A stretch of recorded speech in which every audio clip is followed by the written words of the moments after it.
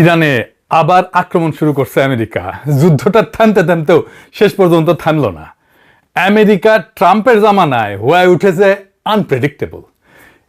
ইচ্ছে করেই করছে এটা ট্রাম্প। সে আলাপ আরেকদিন করা যাবে, কিন্তু এই যুদ্ধ নিয়ে তো আমাদের প্রেডিক্ট করতে পারতে হবে কি ঘটতে যাচ্ছে, কি হইতে পারে।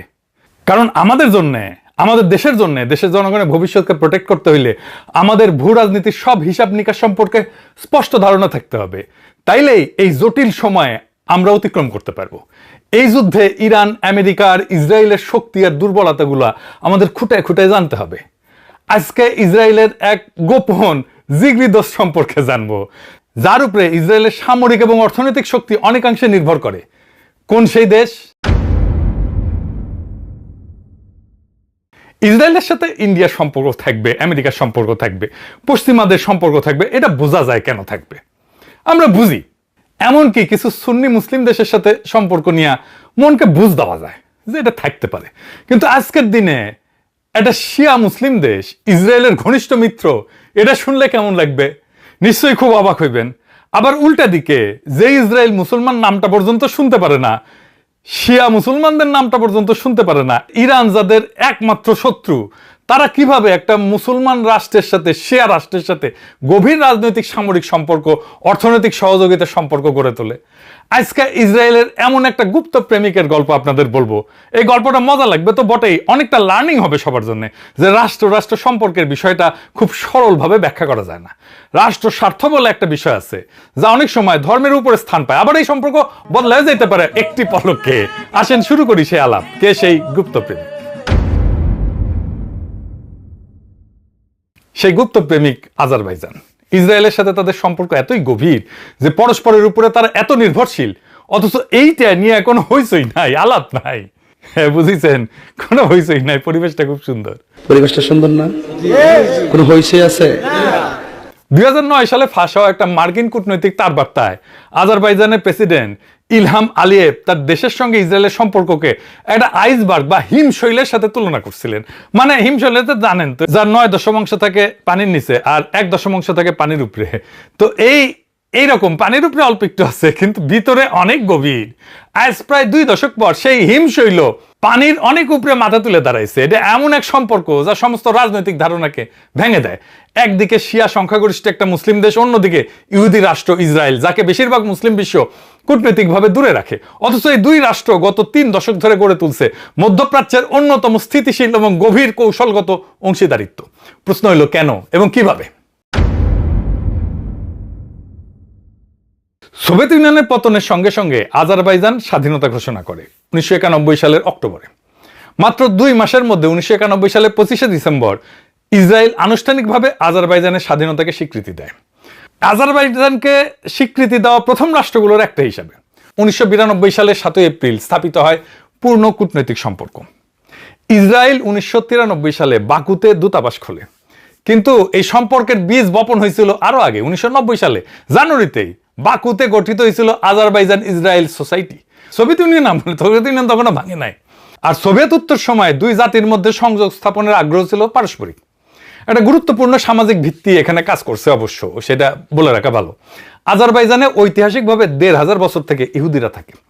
ইহুদিরা কুবা জেলার কিরমিজি কাজাবাকে কখনো কখনো ককেশাসের জেরুজালেম নামে ডাকা হয়। এটা বিশ্বের অন্যতম প্রাচীন সংখ্যাগরিষ্ঠ ইহুদি বসতিগুলোর একটা। ঐতিহাসিকভাবে এইখানে ইউরোপের অন্যান্য দেশের মতো ইহুদি বিদ্বেষ কখনো ছিল না, যা দুই জাতির সহাবস্থানের একটা অনুকূল সামাজিক পটভূমি তৈরি করছিল।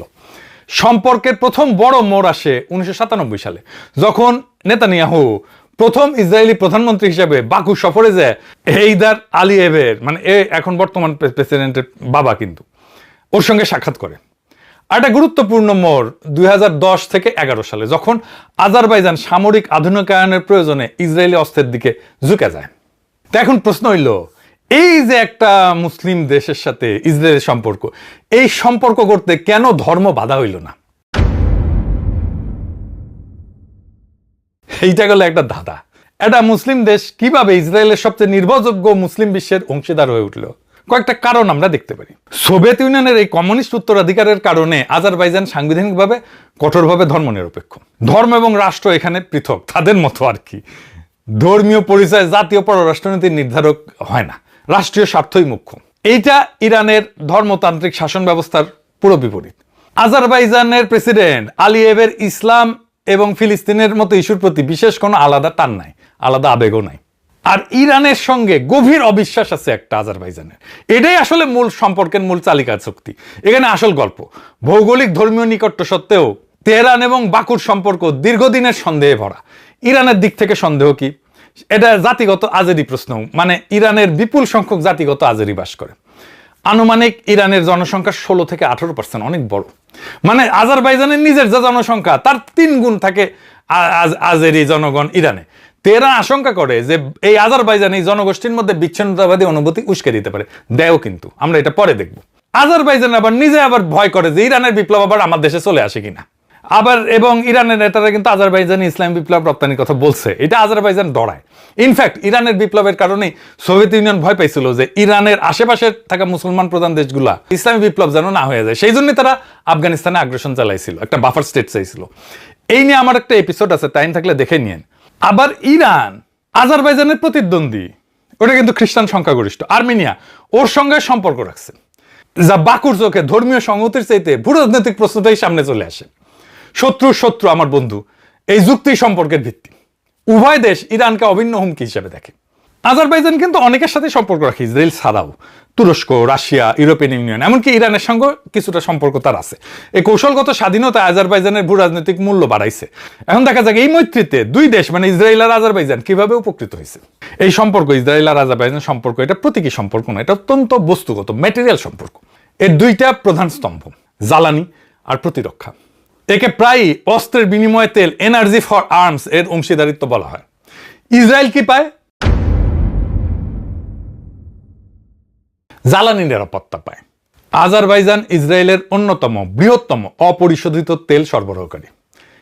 ইসরায়েলের তেলের আমদানির প্রায় 40% আসে আজারবাইজান থেকে। বাকু তিবলিসি জেইহান পাইপলাইনের মাধ্যমে। এটা কিন্তু পাইপলাইন আবার তুরস্কের মধ্যে দিয়ে যায়, এটা আমরা পরে আসবো আর কি। কাজাকিস্তানের সাথে মিলে বাকু ইসরায়েলের তেলের চাহিদার 60%-এর বেশি মেটায়। ইসরায়েলে কিন্তু তেল নাই, ওটা তেলহীন দেশ। এই জন্যে তেল ইসরায়েলের জন্য খুবই গুরুত্বপূর্ণ। ইরানের বিরুদ্ধে গোয়েন্দা উইন্ডো হিসেবে কাজ করে আজারবাইজান। আজারবাইজানের সঙ্গে ইরানের প্রায় 765 কিলোমিটারের দীর্ঘ সীমান্ত আছে। ইসরায়েলকে ইরানে উকি দেওয়ার জন্য এক অমূল্য একটা অবস্থান দেয়। এমনকি 1990 দশকে ইসরায়েল আজারবাইজানকে ইলেকট্রনিক গোয়েন্দা স্টেশন স্থাপনে সাহায্য করছিল। ইরান বহুদিন ধরে অভিযোগ করে আসতেছে যে মোসাদ আজারবাইজানের মাটি থেকে ইরান বিরোধী গোয়েন্দা তৎপরতা চালায়। আবার আজারবাইজান ইসরায়েলের জন্য মুসলিম বিশ্বে দরজা খোলার একটা ভূমিকা রাখছে। আব্রাহাম চুক্তির আগে বাকুতেই গোপনে ইসরায়েল ইউ কূটনীতিকদের বৈঠক হয়েছিল। এটা তুরস্ক ইসরায়েল সংকটও মধ্যস্থতা করছে। গাজা যুদ্ধের পর আন্তর্জাতিক বিচ্ছিন্নতার মুখে এই মুসলিম বন্ধু ইসরায়েলের কাছে আরো মূল্যবান হয়ে উঠছে। আচ্ছা, আব্রাহাম চুক্তিটা কি মনে আছে তো? আচ্ছা, মনে না থাকলেও আর সংক্ষেপে শুনতে অসুবিধা নেই। আসেন বুঝি আব্রাহাম চুক্তিটা কি, কারণ এটা দরকার আছে বোঝার।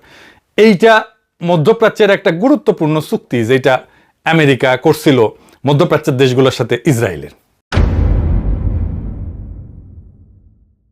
2020 সালে আমেরিকার মধ্যস্থতায় ইসরায়েল এবং কয়েকটা আরব মুসলিম দেশের মধ্যে সম্পর্ক স্বাভাবিকীকরণের একটা ধারাবাহিক চুক্তি। প্রথমে সংযুক্ত আরব আমিরাত এবং বাহরাইন সেপ্টেম্বরে 2020-এ, পরে যোগ দেয় সুদান, মরক্কো। ট্রাম্প প্রশাসনের প্রথম মেয়াদে এটা ছিল অন্যতম বড় পররাষ্ট্রনৈতিক অর্জন। এই দেশগুলো ইসরায়েলকে আনুষ্ঠানিকভাবে স্বীকৃতি দিয়ে পূর্ণ কূটনৈতিক সম্পর্ক মানে দূতাবাস, বাণিজ্য, ফ্লাইট যাওয়া, পর্যটন এই সমস্ত শুরু করে। তো এটার তাৎপর্য কি? এর আগে দশকের পর দশক ধরে আরব বিশ্বের অলিখিত অবস্থান ছিল ফিলিস্তিন সমস্যার সমাধান না হওয়া পর্যন্ত ইসরায়েলকে স্বীকৃতি দেওয়া যাবে না। মিশর সম্পর্ক করছে 1979 সালে, জর্ডান করছে 1994 সালে। কিন্তু আব্রাহাম চুক্তি ওই যে সেই ঐক্যমত যে ফিলিস্তিন প্রশ্নে যদি পাশ কাটানো হয় তাইলে সরাসরি সম্পর্ক স্বাভাবিক করা যাবে না। তো এখন এই চুক্তি বলছে যে না, এটা ছাড়াও তুমি সম্পর্ক স্বাভাবিক করতে পারো। তো কেন চুক্তির নাম আব্রাহাম? আব্রাহাম মানে ইব্রাহিম থেকে আসছে আর কি। আব্রাহাম মানে নবী ইব্রাহিম থেকে আসছে আর কি, পিস বি আপন হিম। কারণ ইহুদি, খ্রিস্টান, ইসলাম এই 3 ধর্মে তাকে অভিন্ন পিতৃপুরুষ হিসাবে মানে। উদ্দেশ্য ছিল অভিন্ন উত্তরাধিকারের প্রতীক তুলে ধরা। তবে ফিলিস্তিন কর্তৃপক্ষ এটাকে পিঠে ছুরি মারা হিসাবে দেখছে, কারণ তাদের রাষ্ট্র প্রশ্নে কোনো অগ্রগতি ছাড়াই আরব দেশগুলো ইসরায়েলের সাথে সম্পর্ক করছে। তো এই সম্পর্কে আজারবাইজান আসলে কি পায়? 1 নাম্বার, আজারবাইজান অত্যাধুনিক অস্ত্র পায়। স্টকহোম ইন্টারন্যাশনাল পিস রিসার্চ ইনস্টিটিউটের তথ্য মতে 2016 থেকে 2020 সালে এই সময়ের মধ্যে আজারবাইজানের মোট বড় অস্ত্র আমদানির প্রায় 69-70% আসছে ইসরায়েল থেকে।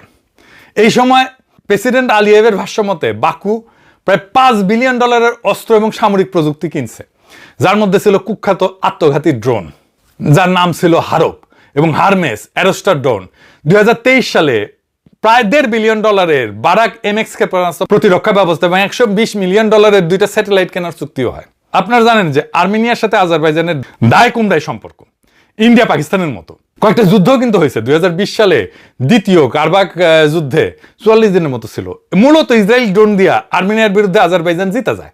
ইসরায়েল আজারবাইজানি সেনাদের প্রশিক্ষণও দেয়। আজারবাইজান তার ইসরায়েল বন্ধুত্বকে কাজে লাগাইছে, মার্কিন ইহুদি লবি এবং কংগ্রেসে প্রভাব বাড়াইছে। এক ইহুদি ধর্মীয় নেতার ভাষায় আজারবাইজান আমেরিকান ইহুদি নেতৃত্বের অন্যতম প্রিয় দেশ হয়ে উঠছে।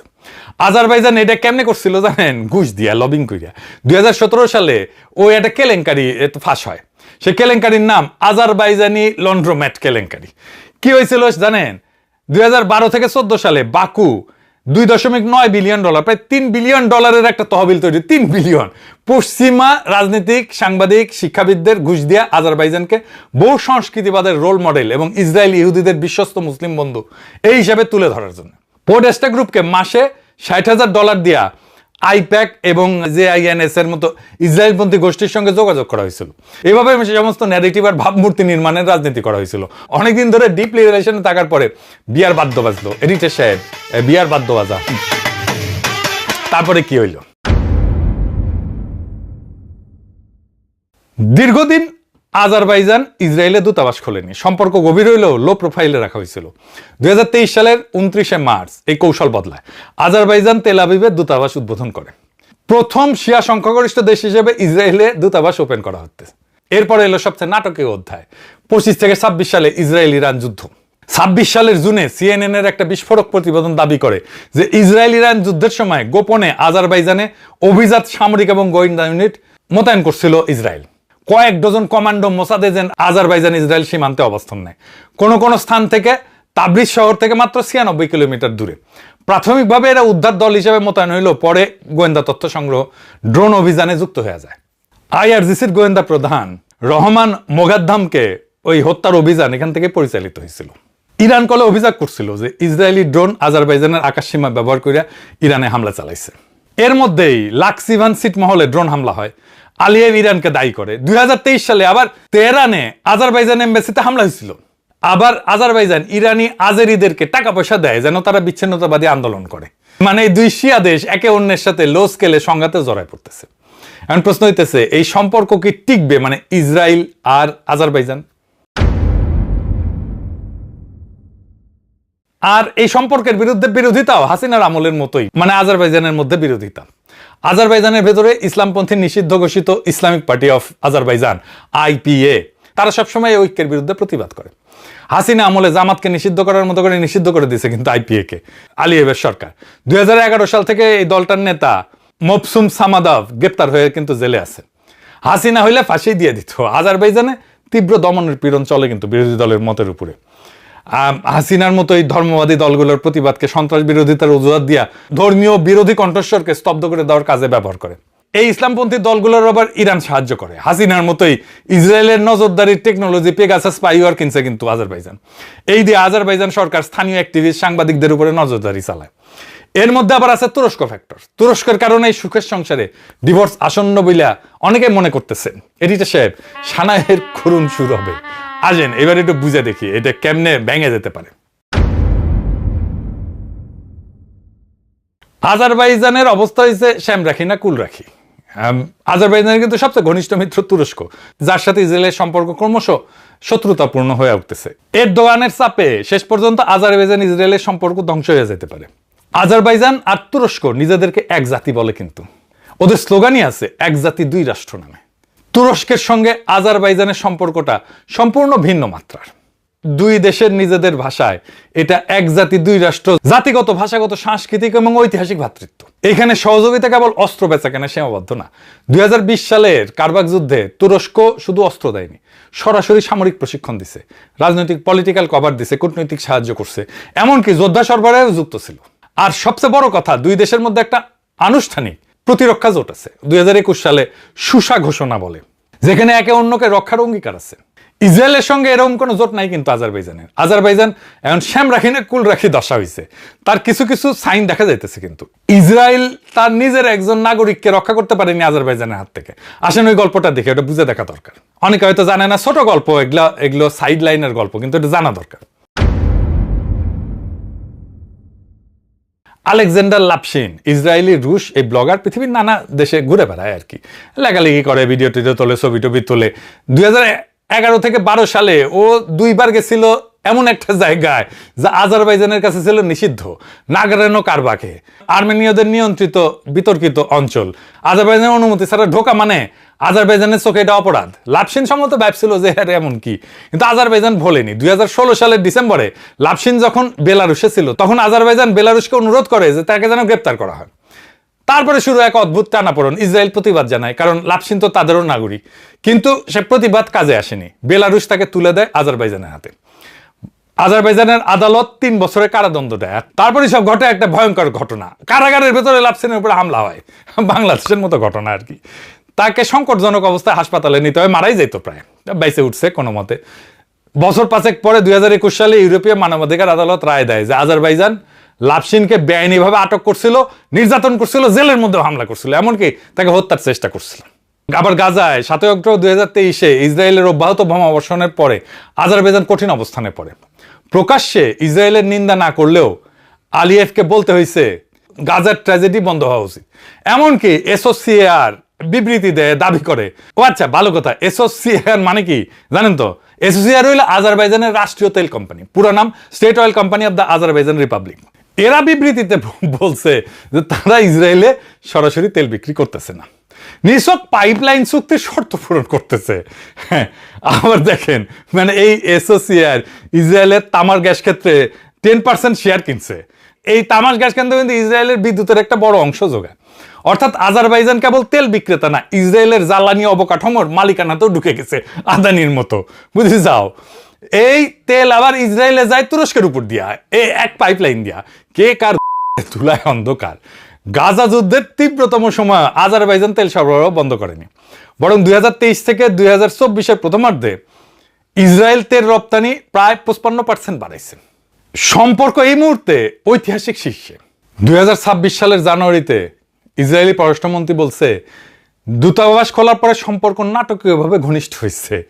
যদি ইরানের শাসন বদলায়, যদি ইরানের যুদ্ধ দীর্ঘায়িত হয়, বা তেহরান ওয়াশিংটন সম্পর্ক যদি স্বাভাবিক হয়ে যায়, দুইটা ক্ষেত্রেই, তাহলে ইসরায়েলের কাছে আজারবাইজানের কৌশলগত মূল্য কমে যাবে।